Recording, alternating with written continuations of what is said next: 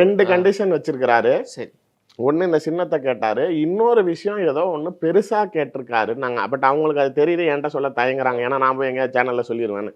அந்த விஷயத்தை இல்ல பெருசுன்னா முதலமைச்சர் இவர்தானா, துணை முதலமைச்சரா தாங்கன்னு கேட்பாங்க. மேபி அதுதான் பெருசு. இருக்கலாம். கண்டிப்பா இருக்கிறதுக்கு வாய்ப்பு இருக்கு. நான் வேணா எனக்கு சிஎம் ஒண்ணு குடுங்க. அப்பனா நான் வரேன். என்ன கேட்டாருன்னு தெரியல.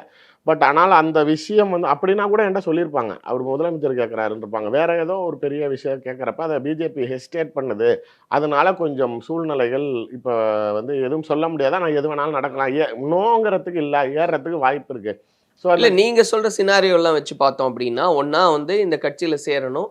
இல்ல காங்கிரஸ் அதாவது ஆமா. திமுக கூட்டணியை பிளவுபடுத்தணும். அப்படி இல்லன்னா வெளிநடப்பே செய்யணும். இந்த அரசியலே தேர்தல்ல வேண்டாம் அப்படின்னு. ஆமா. அப்போ அரசியலே வேண்டாங்கும்போது அவருடைய இண்டிவிஜுவல் கெரியரை பத்தி யோசிக்க மாட்டாரா? என்ன கரியரை பாதிக்கப்படும்னு நினைக்கிறீங்க? இப்ப ஏற்கனவே அவர் எங்க போய் எதுக்காக இல்ல மண்டியிடுறாரு? இதன் பிறகு திரும்ப வந்து திரைத்துறைக்கு போனா அங்க ஜெயிக்க முடியுமா? யார் கேள்வி கேட்க முடியும் சார்? இப்பயுமே அவர் படத்துக்காக தான் போய் சரண்டர் ஆகுறாரு.